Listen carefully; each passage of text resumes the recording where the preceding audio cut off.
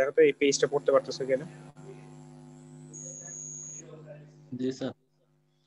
PCA, Portland cement association method. Design criteria, দুইটা design criteria আছে, এই দুইটা ডিজাইন ক্রাইটেরিয়া তোমরা পড়ো দেখে দেখে।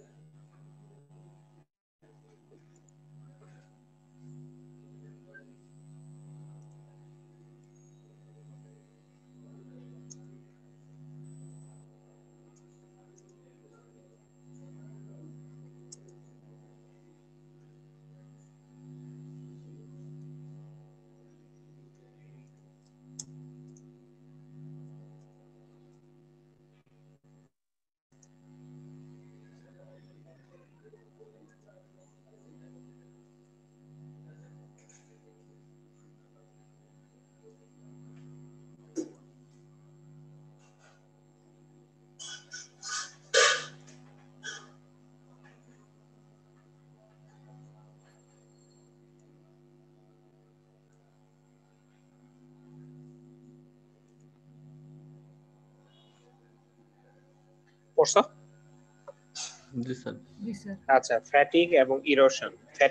ফ্যাটিক লোডিং তুমি জানো কি জিনিস? ফ্যাটিক শব্দটার অর্থ বা ফ্যাটিক বলতে কি বোঝায়, ইরোশন বলতে কি বোঝায়?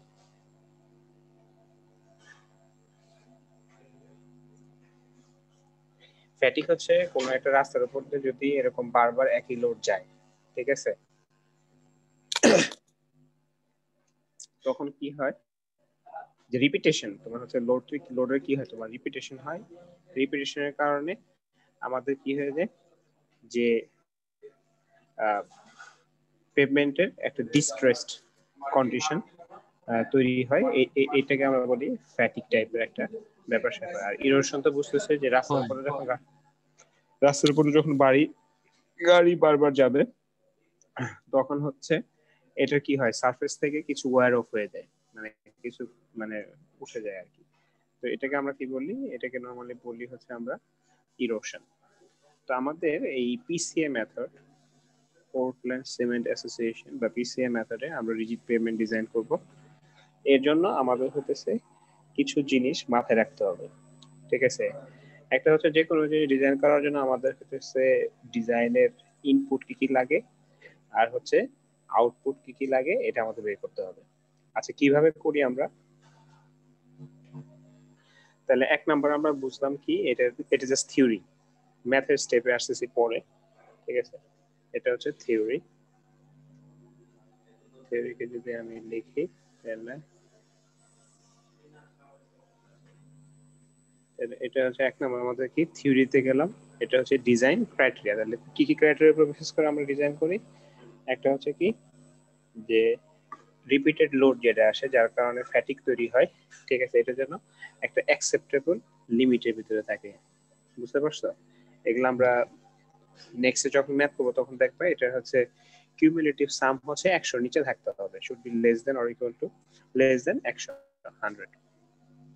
মানে ফ্যাটিকের যে আমরা যে ক্যালকুলেশন করবো এটা 100 চেয়ে কি হতে হবে, কম হতে হবে। ইরোশনও কি হতে হবে আমাদের, এটাও 100 এর ভিতরে থাকতে হবে আর কি। এখন আমরা ডিজাইন করার সময় আমাদের কিছু জিনিস, কিছু ফ্যাক্টর হতেছে আমাদের মাথায় রাখতে হবে। ধরো কংক্রিট পেভমেন্ট কাকে বলে এটা তোমরা জানো?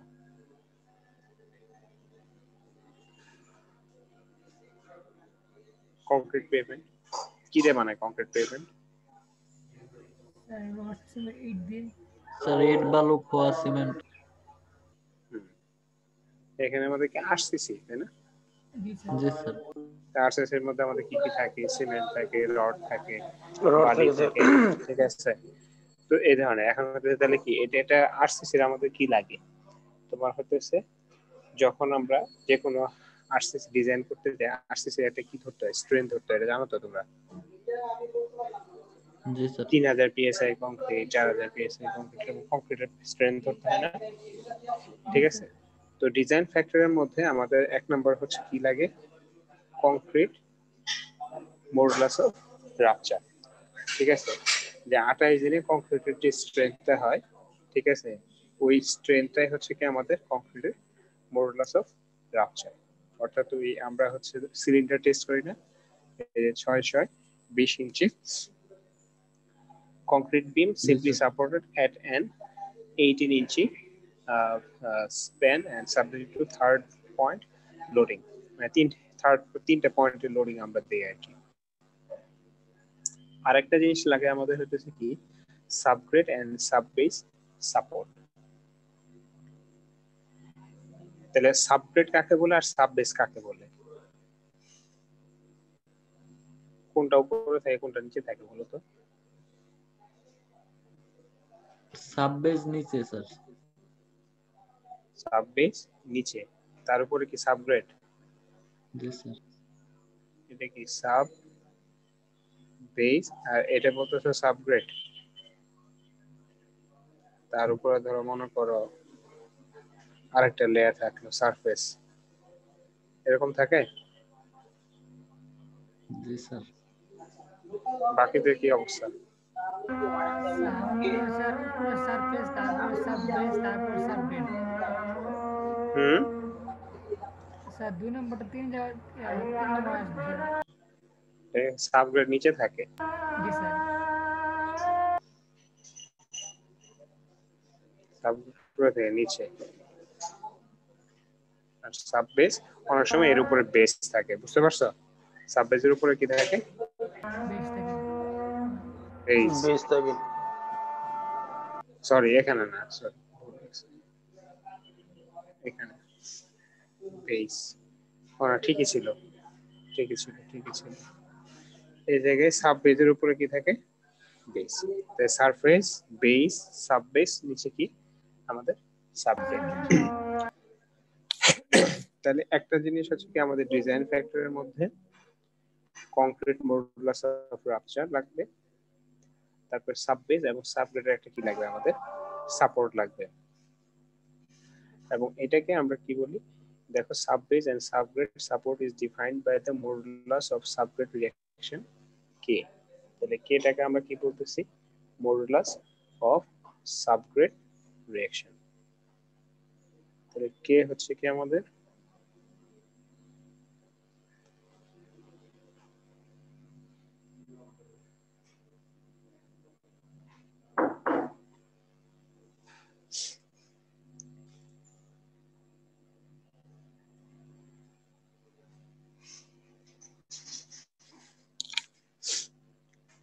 হ্যালো, শুনতেছো তোমরা?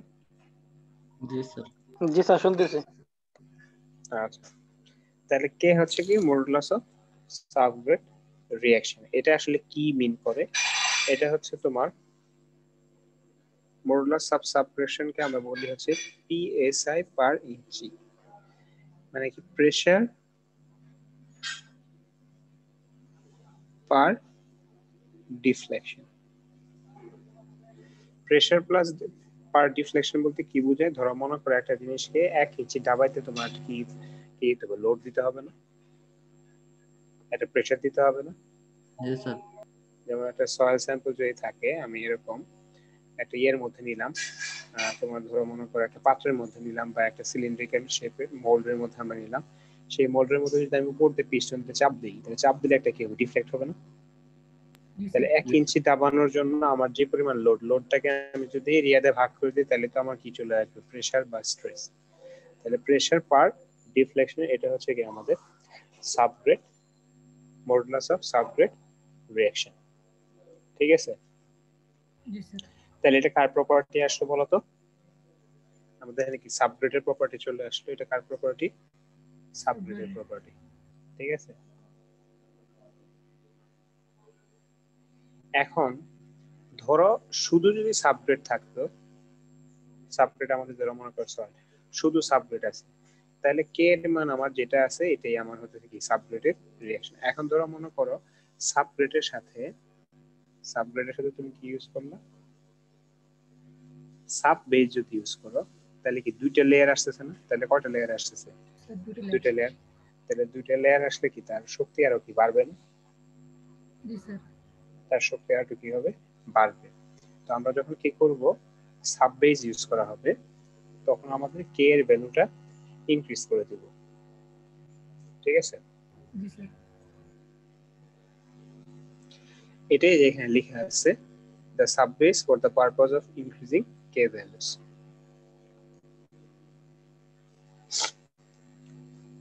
বাট এটা সবসময় তোমার হচ্ছে কি হয় না, ইকোনমিক্যাল হয় না। তারপরে হচ্ছে কি আমাদের ডিজাইন পিরিয়ড, যে আমরা যখন একটা রাস্তা ডিজাইন করব, সেই রাস্তা হচ্ছে কি কত বছরের জন্য আমরা ডিজাইন করতেছি, এটা আমাদের কি রাখতে হবে, মাথায় রাখতে হবে না? জি স্যার। আচ্ছা, তো এটা নরমালি হচ্ছে 20 বছরের জন্য আমাদের কমনলি ইউজ করা হয়, যে 20 ইয়ার্স আমাদের হচ্ছে design period, visual design period. ঠিক আছে, এগুলো মাথায় রেখো, যদি ট্রু ফলস আসে এগুলো মাথায় যেন বলতে পারো। আর মেইন পয়েন্ট যেগুলো বলতেছি, ঠিক আছে, সব করতে হবে না, মানে যেগুলো মেইন আমি বলতেছি ওগুলা, ঠিক আছে, ক্লাসের সময় যেগুলো বলতেছি। এবং আমাদের হচ্ছে কি ট্রাফিক, আমাদের ট্রাফিক মানে হচ্ছে গাড়ি কতগুলা যায়। ট্রাফিক বলতে ট্রাফিক পুলিশ না, ট্রাফিক বলতে আমরা কি বুঝাই, গাড়ির সংখ্যা। ঠিক আছে, সেই গাড়ির সংখ্যা কতগুলো করে আসতেছে, এটা আমাদের কি রাখতে হবে, তোমার হচ্ছে কনসিডারেশনের মধ্যে নিয়ে আসতে হবে, যে আমাদের গাড়ির সংখ্যা কতগুলো আসতেছে। তো এটা আমরা কিভাবে বের করি, যে দুটো method, two methods of determining traffic volume. একটা হচ্ছে কি number of magnitude heavy load repetition. এই অ্যাপ্রোচে হচ্ছে আমরা ফিগার ইউজ করে করে ক্লাসিফিকেশন করে থাকি। ঠিক আছে,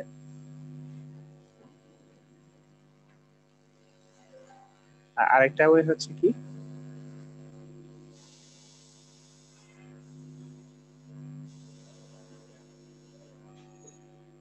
another way is design on traffic capacity consideration for the route portion.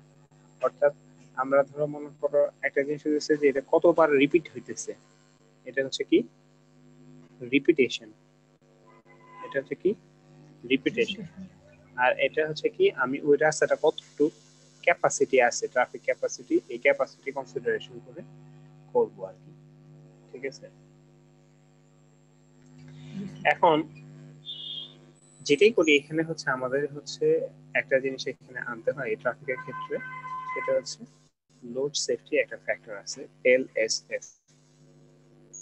এলএসএফ বা লোড সেফটি ফ্যাক্টর, আমি যদি এখানে তোমাদের লিখে দিই,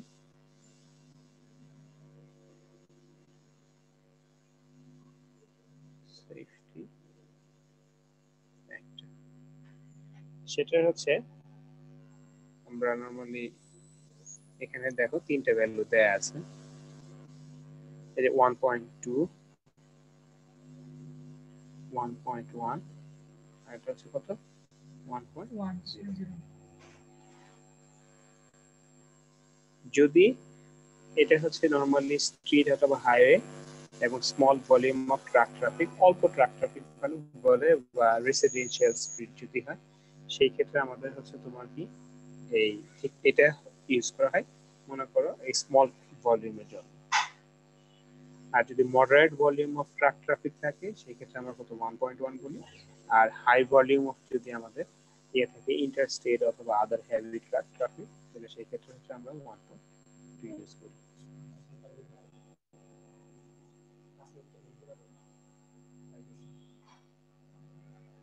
আচ্ছা,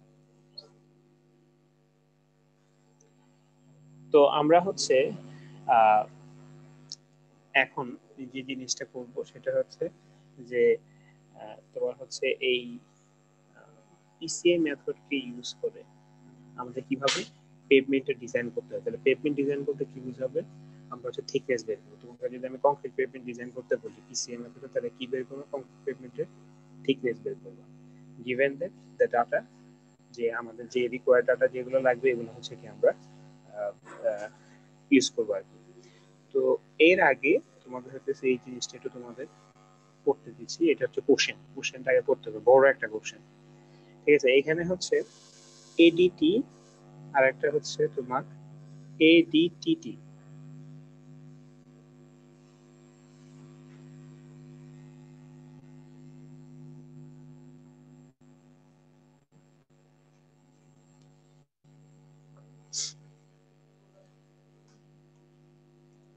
হ্যালো,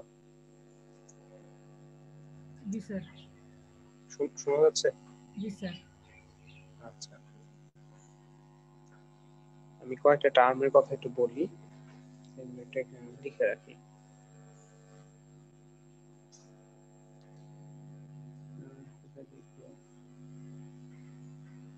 এখানে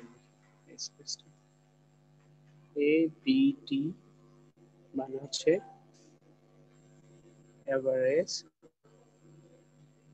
ডেইলি ট্রাফিক। তারপরে হচ্ছে ADTT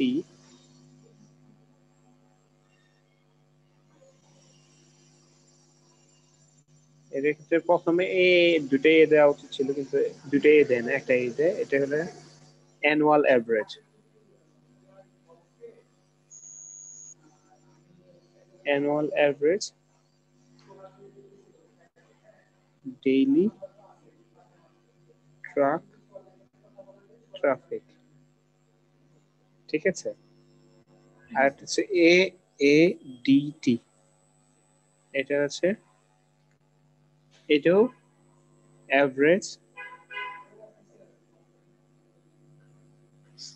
annual daily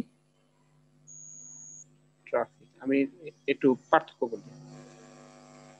average daily traffic মানে হচ্ছে যে আমার প্রতিদিন অ্যাভারেজে কয়টা করে হচ্ছে তোমার গাড়ি যায়, একটা রাস্তা যদি থাকে, আমি যদি এক মাসের বা এক সপ্তাহে একটা ডাটা নিই, ঠিক আছে, এক সপ্তাহে ডাটা নিয়ে আমি যদি প্রতিদিন এটা এরকম সপ্তাহেরটা যদি প্রথম দিন গেল 500, ঠিক আছে, দ্বিতীয় দিন গেল 450, তৃতীয় দিন গেল 380, চতুর্থ দিন গেল 600, তাহলে এরকম 4 দিনের ডাটা যদি নিই, 4 দিয়ে ভাগ করে দেখি প্রতিদিনে এভারেজ কয়টা করে গাড়ি যাচ্ছে এই রাস্তার উপরে, পাওয়া যাবে না?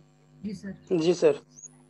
আর একটা হচ্ছে কি ADT, হচ্ছে কি average annual daily traffic. Average annual বলতে বোঝাচ্ছে যে এখানে আমি এক বছরের ডাটা নিব। কয় বছরের? 1 বছরে। 1 বছরের ডাটা নিব। 1 বছরের ডাটা নিলে এরকম ডাটা কয়টা হবে? 365 ডাটা হবে। How many data? 365 নাম্বারটা ডাটা হবে। তাইলে ওইটাকে 365 দিয়ে ভাগ করলে, ঠিক আছে, AADT, সরি এটা AADT, সেটা হচ্ছে 365 দিয়ে ভাগ করলে যেটা পাওয়া যাবে ওইটা হচ্ছে কি আমাদের অ্যাভারেজ অ্যানুয়াল ডেইলি ট্রাফিক। বুঝাতে পারছি? জি স্যার। আচ্ছা, আর ADT কি হচ্ছে কি annual average daily truck traffic. এখানে কি আমরা শুধু ট্রাকের সংখ্যাটা হিসাব করব। আমরা কার সংখ্যা হিসাব করব? ট্রাকের সংখ্যা, ঠিক আছে। ইন দ্য মিন টাইম তোমরা হচ্ছে কোশ্চেনটা একটু পড়ো। কোশ্চেনটা পড়তে তোমাদের 3-4 মিনিট সময় লাগবে, ঠিক আছে।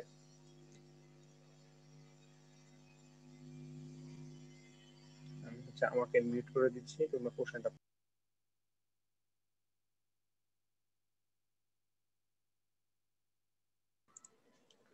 সেটা হইতেছে প্রজেকশন ফ্যাক্টরটা হইতেছে একটা জিনিস যেটা দ্বারা আমি হইতেছে কি একটা নির্দিষ্ট সময় পরে, মানে প্রজেকশন ফ্যাক্টর বলে দেওয়া থাকবে এটা কত কত টাইমের জন্য প্রজেকশন ফ্যাক্টর, সেই ওই টাইম পরে সেই কতটুক প্রজেক্ট হবে, মানে কতটুক সেটা বাড়বে না কমবে। ধরো মনে করো প্রজেকশন ফ্যাক্টর যদি 0.5 হয়, তাহলে কি হবে বলো তো?